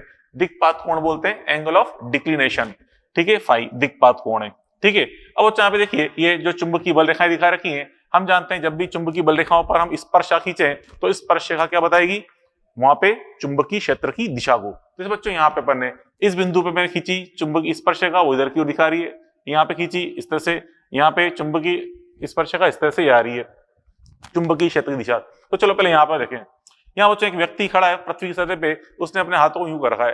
तो हाथों को यूं करने पे बच्चों इसके हाथों के समांतर जो दिशा है वो क्या कहलाएगी, क्षैतिज दिशा। अपन जानते हैं अपन हम हाथ को यूं कर दें तो हाथों के समांतर दिशा क्या होती है, क्षैतिज दिशा होती है। मतलब पृथ्वी की सतह के समांतर दिशा है वो क्षैतिज दिशा होती है। तो यहाँ पे देखिए पृथ्वी का चुंबकीय क्षेत्र भी इसके हाथों के समांतर है, मतलब बिल्कुल पृथ्वी की सतह के समांतर है, अर्थात चुंबकीय क्षेत्र जो है पृथ्वी का वो सतह के समांतर या कहते हैं पूर्णतः क्षैतिज दिशा में। जबकि यहाँ पे देखिए, यहाँ पे देखिए व्यक्ति हाथों को करे खड़ा हुआ है, तो इसके हाथों के समांतर ये वाली डॉटेड रेखा हुई, यह डॉटेड रेखा दिख रही है, और चुंबकीय क्षेत्र इस डॉटेड रेखा से थोड़ा धरती की सतह की तरफ झुका हुआ है थीटा एंगल पर। तो यहाँ पे बच्चों हम देखें, यहाँ पे थीटा का मान क्या है, क्षैतिज से कुछ थीटा एंगल अंदर की तरफ है, मतलब झुका हुआ है नीचे की तरफ पृथ्वी की सतह की तरफ। जबकि यहाँ पे अपन देखें इस जगह कोई व्यक्ति खड़ा है, ये हाथों के समांतर डॉटेड रेखा ये होगी, लाल वाली डॉटेड रेखा, ये तो क्षैतिज रेखा हो गई, और चुंबकीय क्षेत्र यहाँ पे थीटा एंगल कुछ आकाश की तरफ आ रहा है, थोड़ा आकाश की तरफ आ रहा है थीटा एंगल, और जबकि यहाँ पे देखें थीटा एंगल कुछ पाताल की तरफ आ रहा है, मतलब धरती की सतह की तरफ आ रहा है। तो यहाँ पे बच्चों इस जगह तो इस थीटा को हम क्या बोलते हैं, नति कोण या नमन कोण, मतलब पृथ्वी के चुंबकीय क्षेत्र द्वारा क्षैतिज दिशा से बनाया गया कोण क्या कहलाता है, नति कोण या नमन कोण कहलाता है, ठीक है। ये अपने को पहले इसका कारण लिख दिया, धातु गर्भ पिघली अवस्था में धारा प्राप्त होती है। फिर देखिए अब जो अपने भौगोलिक अक्ष बनाई, ये भौगोलिक अक्ष, इस भौगोलिक अक्ष से गुजरने वाला प्रत्येक तल, मतलब प्रत्येक तल जो इस रेखा से गुजर रहा है, भौगोलिक अक्ष से गुजर रहा है, उसे हम बोलते हैं भौगोलिक याम्योत्तर। भौगोलिक याम्योत्तर। ऐसे बच्चों यहाँ पे जो चुंबकीय अक्ष है, चुंबकीय अक्ष से गुजरने वाला प्रत्येक तल क्या कहलाता है, चुंबकीय याम्योत्तर कहलाता है। अब ये चुंबकीय याम्योत्तर, भौगोलिक याम्योत्तर है क्या चीज, इसको हम थोड़ा सा प्रैक्टिकली समझना चाहें, ठीक है, तो हम ये समझ सकते हैं जैसे कि कोई भी ऊर्ध्वाधर दीवार, ऊर्ध्वाधर दीवार जिसके एक किनारे पर नॉर्थ दिशा हो और एक किनारे पर साउथ दिशा हो, एक किनारे पर नॉर्थ दिशा, एक किनारे पर साउथ दिशा हो, उसे हम क्या बोलते हैं, भौगोलिक याम्योत्तर बोलते हैं। जैसे कि मान लो बच्चों ये बोर्ड है, ये बोर्ड है, इसके इस किनारे पर तो मान लो नॉर्थ दिशा है, इस किनारे पर मान लो साउथ दिशा है, ठीक है। तो उस केस में फिर अब इस बोर्ड को अपन क्या बोलेंगे, इस तल को हम क्या बोलेंगे बच्चों, भौगोलिक याम्योत्तर बोलेंगे, ठीक है। ऐसे बच्चों चुंबकीय याम्योत्तर क्या है, इस चुंबकीय याम्योत्तर इसी बोर्ड, जैसे यूं समझे, चलो डायग्राम देखो, ये बोर्ड है, ये बोर्ड यहाँ पे बच्चों इस तरफ इसके एन दिशा है, मान लो इस तरफ एस दिशा है, तो इस तल को हम क्या बोलेंगे, भौगोलिक याम्योत्तर। अब बच्चों इसी भौगोलिक याम्योत्तर से थीटा एंगल पे एक अन्य ऊर्ध्वाधर दीवार है, ये भी ऊर्ध्वाधर दीवार है, ये भी, ये फाई एंगल पे एक अन्य ऊर्ध्वाधर दीवार है, ठीक है, उसे हम क्या बोलेंगे, चुंबकीय याम्योत्तर। क्योंकि इन दोनों के बीच जो कोण है, हम देख रहे हैं भौगोलिक अक्ष और चुंबकीय अक्ष के बीच जो कोण है वो फाई है, ऐसे ही भौगोलिक याम्योत्तर और चुंबकीय याम्योत्तर के बीच में जो एंगल होगा वो भी क्या होगा, फाई होगा, ठीक है। तो यहाँ पे फाई एंगल क्या है बच्चों, दिक्पात कोण। ये दोनों ऊर्ध्वाधर तल दिखा दिए अपन ने, ठीक है। तो देखिए भौगोलिक अक्ष से गुजरने वाला प्रत्येक तल भौगोलिक याम्योत्तर कहलाता है। प्रत्येक ऊर्ध्वाधर दीवार जिसका एक किनारा एन दिशा में हो, दूसरा किनारा साउथ दिशा में हो, वो क्या होगा, भौगोलिक याम्योत्तर दिखा दिया। ये भौगोलिक याम्योत्तर है, एक किनारे पे नॉर्थ दिशा है, एक किनारे पे साउथ दिशा है, ठीक है। अब तो फिर आगे चुंबकीय याम्योत्तर, चुंबकीय अक्ष से गुजरने वाला प्रत्येक तल चुंबकीय याम्योत्तर कहलाता है, ठीक है। भौगोलिक याम्योत्तर वाली दीवार से फाई कोण पर अन्य ऊर्ध्वाधर दीवार, ये भौगोलिक याम्योत्तर से फाई कोण पे एक अन्य ऊर्ध्वाधर दीवार है, ये क्या होगी, चुंबकीय याम्योत्तर होगी, ठीक है। और जो भौगोलिक व चुंबकीय याम्योत्तर के मध्य कोण फाई को हम क्या बोलते हैं, दिक्पात कोण कहते हैं। समझा दिया आपको। अब देखिए पृथ्वी के बी वेक्टर द्वारा क्षैतिज से बनाए गए कोण थीटा को नति कोण या नमन कोण कहते हैं। तो जो हमें क्या बताया ना कि क्षैतिज से बनाया गया कोण नमन कोण या नति कोण कहलाता है, ठीक है।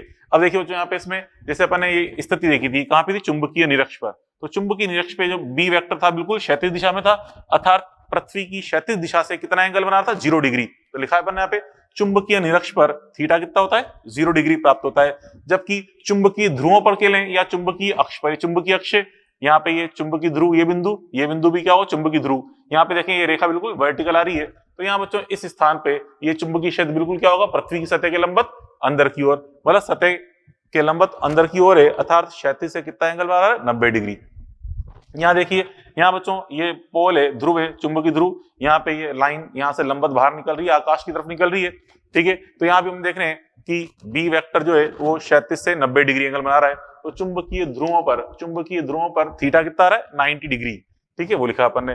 ऐसे बच्चों ये पृथ्वी का जो ऊपरी आधा हिस्सा है इसे हम क्या बोलते हैं, उत्तरी गोलार्ध, और नीचे वाले आधे से बोलते हैं दक्षिणी गोलार्ध। तो ऊपर वाले आधे हिस्से में हम देख रहे हैं यहाँ थीटा क्षैतिज से कुछ एंगल नीचे की तरफ है, ठीक है, पृथ्वी के धरातल की तरफ है, जबकि यहाँ पे दक्षिणी अर्धगोलार्ध में थीटा एंगल कुछ आकाश की तरफ आ रहा है, ठीक है। हम देखेंगे व्यक्ति खड़ा है, इसका सिर आकाश की तरफ होता है और पैर धरातल पे होते हैं, तो थीटा थोड़ा बाहर निकलता है, मतलब आकाश की तरफ आ रहा है, अर्थात यहाँ पे थीटा का मान क्या है, नेगेटिव है बच्चों। क्योंकि हम देखते हैं नति कोण है, नमन कोण, नति या नमन कोण है झुका हुआ कोण, तो झुका हुआ कोण को हम क्या बोलेंगे, पॉजिटिव बोलेंगे। तो ये धरातल से झुका हुआ ये पॉजिटिव कहलाता है, और ये धरातल से बाहर निकला ये आकाश की तरफ आ रहा है थोड़ा सा, इसलिए ये नेगेटिव कहलाता है, ठीक है। तो उत्तरी अर्धगोलार्ध में तो यहाँ पे देखिए थीटा कुछ नीचे की ओर है अर्थात पॉजिटिव है, जबकि दक्षिणी गोलार्ध में थीटा कुछ ऊपर की ओर आता है अर्थात नेगेटिव कहलाता है, ठीक है। अब बच्चों देखो, अगर हमें किसी भी स्थान पर नति कोण या नमन कोण का मान प्राप्त करना है, कितना होगा, 30 डिग्री होगा, 70 डिग्री होगा, 50 डिग्री होगा, तो कैसे प्राप्त करते हैं।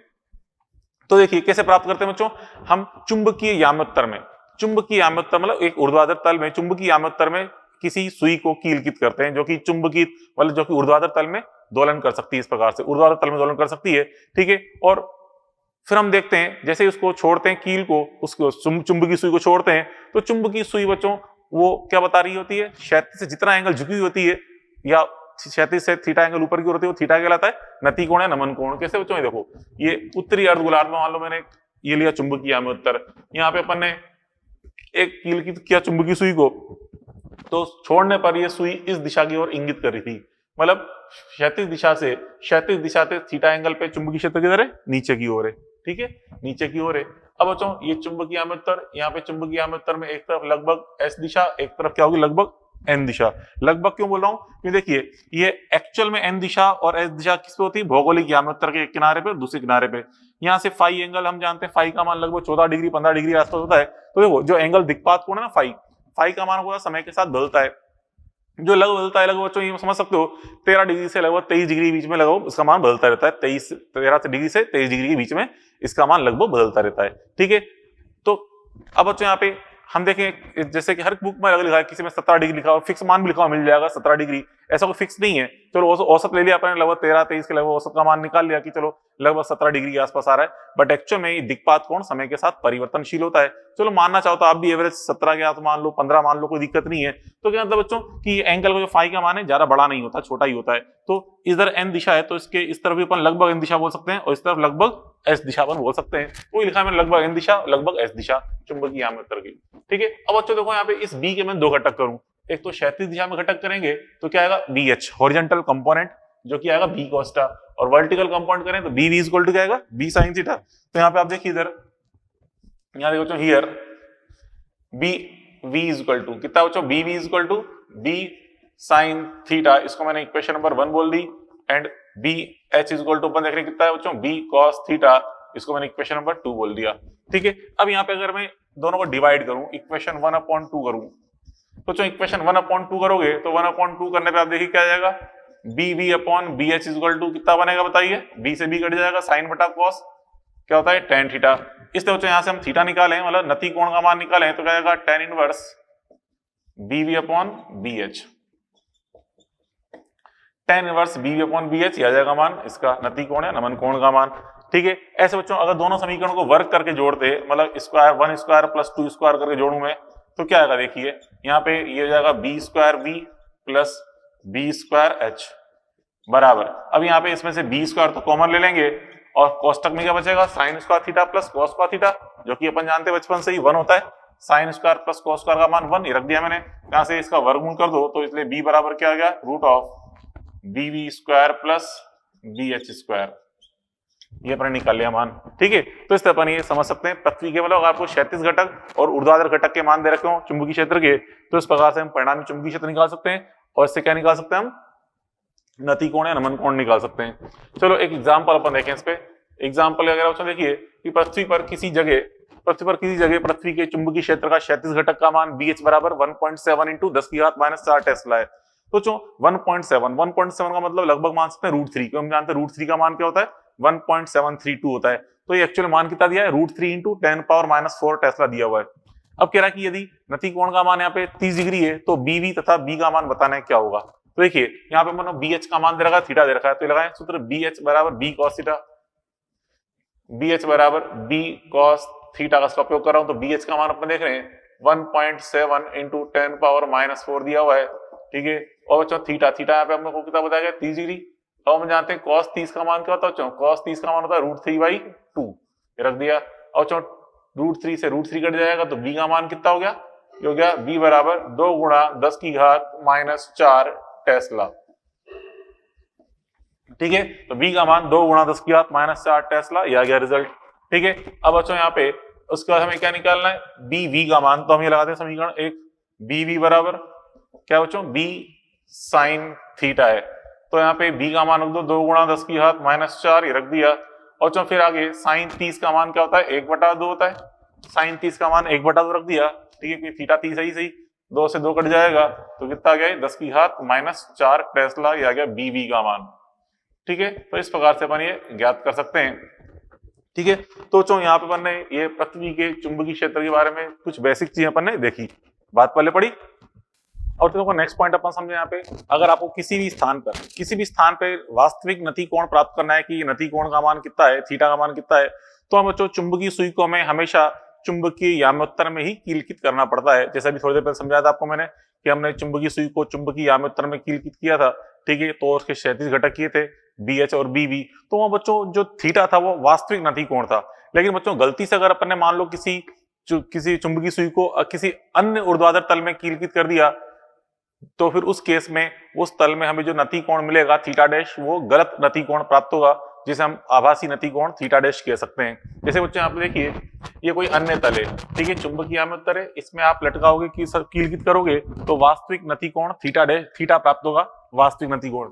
लेकिन ये कोई अन्य तल है जो कि यहाँ से अल्फा एंगल पर है, अल्फा एंगल पे अन्य ऊर्ध्वाधर तल है, इसमें अगर आप कीलकित करोगे तो नति कोण का गलत मान मतलब आभासी मान प्राप्त होगा थीटा डैश। अब थीटा डैश, थीटा और अल्फा में संबंध क्या है, ये होता है सूत्र tan थीटा डैश बराबर tan theta upon cos alpha, ये होता है, ये लिखा ना अपन ने। किसी स्थान पर नति कोण थीटा के सही मापन हेतु चुंबकीय सुई को चुंबकीय याम्योत्तर में कीलकित करना होता है, इसमें कीलकित करते हैं।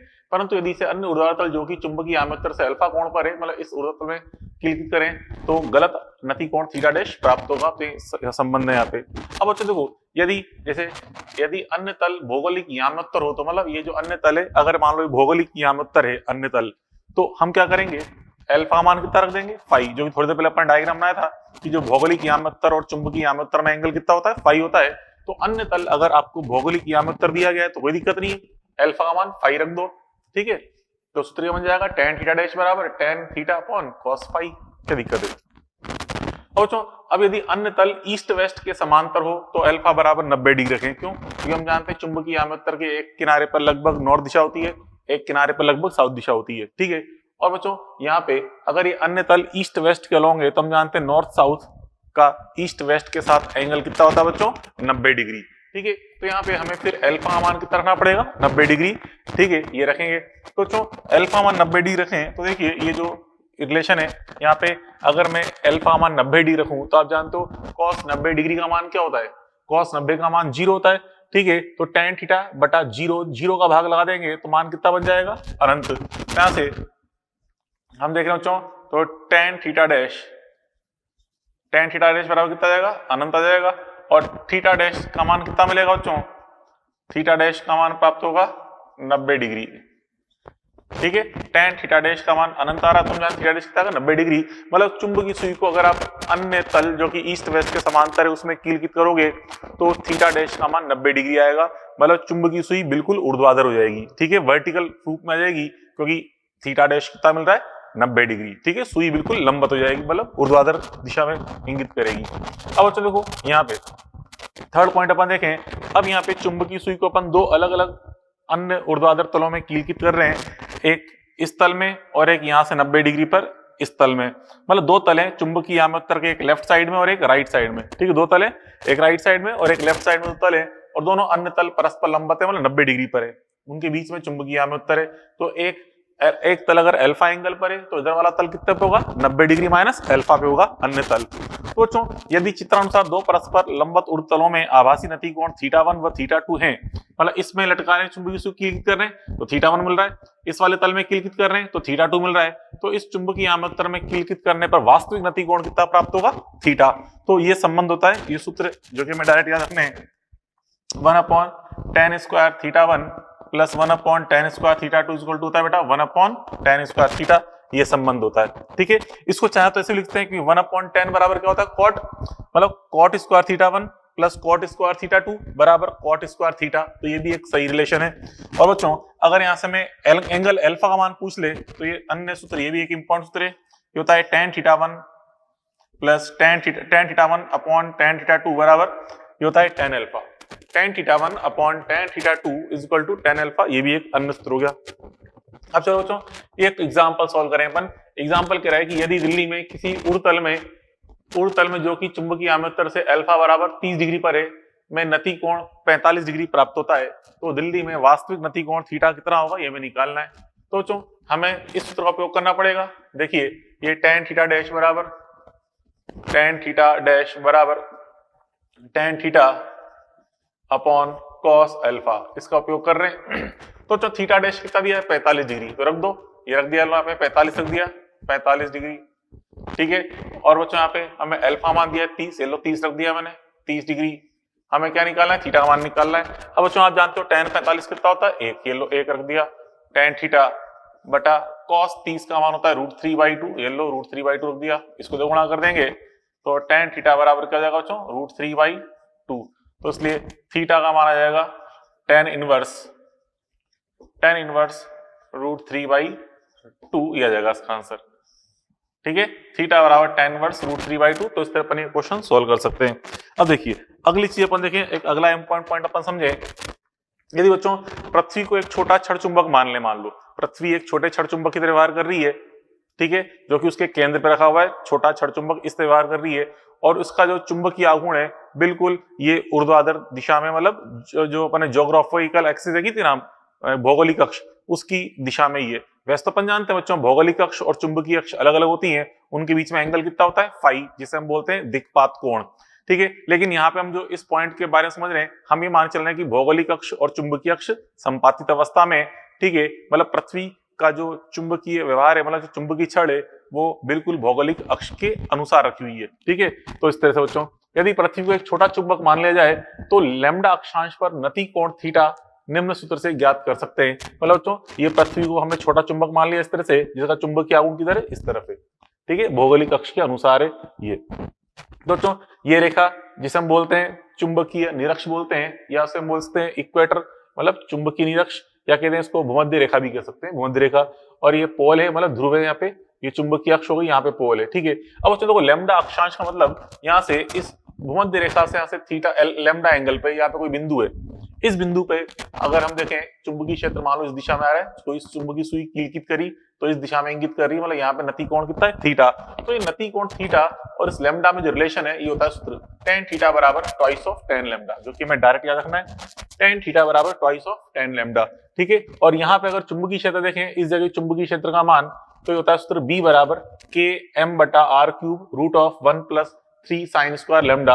यहाँ बच्चों m तो बता रहा है पृथ्वी का चुंबकीय आघूर्ण, ये m का मान, और r क्या बच्चों पृथ्वी की त्रिज्या है, मतलब यहाँ से केंद्र से यहाँ तक की दूरी पृथ्वी की त्रिज्या r है। अब बच्चों यहाँ पे देखिए अगर ये बिंदु यहाँ पे होता इक्वेटर पे, मतलब भूमध्य रेखा पे होता, तो लैम्डा कितना रखेंगे 0 डिग्री, और अगर ये बिंदु ये वाला बिंदु यहाँ पर पोल पर है तो लैम्डा कितना बन जाएगा 90 डिग्री। तो यहाँ से हम कह सकते हैं कि बच्चों देखो फर्स्ट पॉइंट अगर अपन देख लें यहाँ पे एट इक्वेटर, ठीक है, भूमध्य रेखा पॉइंट है, तो हम क्या करेंगे put lambda is equal to कितना रखें बच्चों इक्वेटर के लिए 0 डिग्री, लैम्डा मान 0 डिग्री रख देंगे, तो 0 रखने पर इस इक्वेटर पे मान कितना आएगा बी इज इक्वल टू, यहाँ देखिए लैम्डा इज इक्वल टू 0 रखें तो साइन 0 का मान 0 होता है, तो ये राशि 0 हो जाएगी, रूट के अंदर केवल 1 बचेगा और 1 का रूट 1 ही होता है, तो क्या जाएगा km/r³। ठीक है, ऐसे बच्चों ध्रुवों के अपन बात करें पोल्स पर, एट पोल, ठीक है, पोल्स पर अपन क्या करेंगे put lambda is equal to 90 degree, lambda का मान 90 डिग्री रखेंगे, तो चलो लैम्डा का मान 90 डिग्री रखें तो 90 डिग्री पे क्या आएगा मान, देखिए यहाँ पे हम जानते हैं साइन 90 का मान 1 होता है, तो ये राशि क्या है 3 इंटू 1 3 बन जाएगी, 3 प्लस 1 कितना हो जाएगा 4 हो जाएगा, 4 का वर्गमूल कितना हो गया 2। तो पोल परिमाण है इसको बीपी लिख रहा हूं, बीपी इज इक्वल टू कितना आएगा ट्वाइस ऑफ के एम बटा आर क्यूब, ट्वाइस ऑफ के एम बटा आर क्यूब यह आएगा मान। तो बच्चों अब यहाँ पे ट्वाइस ऑफ के एम बटा आर क्यूब को चाहे तो लिखते हैं ट्वाइस ऑफ बी लिख सकते हैं क्योंकि ये के एम बटा आर क्यूब है, 2 के एम बटा आर क्यूब आ रहा है। मतलब बच्चों यहाँ पे हम देखें कि जो भूमध्य रेखा पर जो मान आ रहा है पृथ्वी के चुंबकीय क्षेत्र का, इसकी तुलना में पोल पर मान दुगना होता है, यहाँ पे मान डबल होता है इसकी तुलना में, तो बीपी बराबर ट्वाइस ऑफ बीई आ रहा है। ठीक है, तो बच्चों ये अपन ने पृथ्वी के चुंबकीय क्षेत्र के बारे में कई सारी चीजें अपन ने देखी। अब बच्चों देखिए आज के लिए इतना वो थे, कल अपन पढ़ेंगे यहाँ पे एक तो पढ़ेंगे वाइब्रेशन मैग्नेटोमीटर मतलब कंपन चुंबकदर्शी बारे में पढ़ लेंगे, कंपन चुंबक मापी, और एक पढ़ेंगे स्पर्श आधार मापी, इनके बारे में अपन कल पढ़ेंगे। ठीक है, तो चलो खैर कल मिलते हैं। Okay, good bye.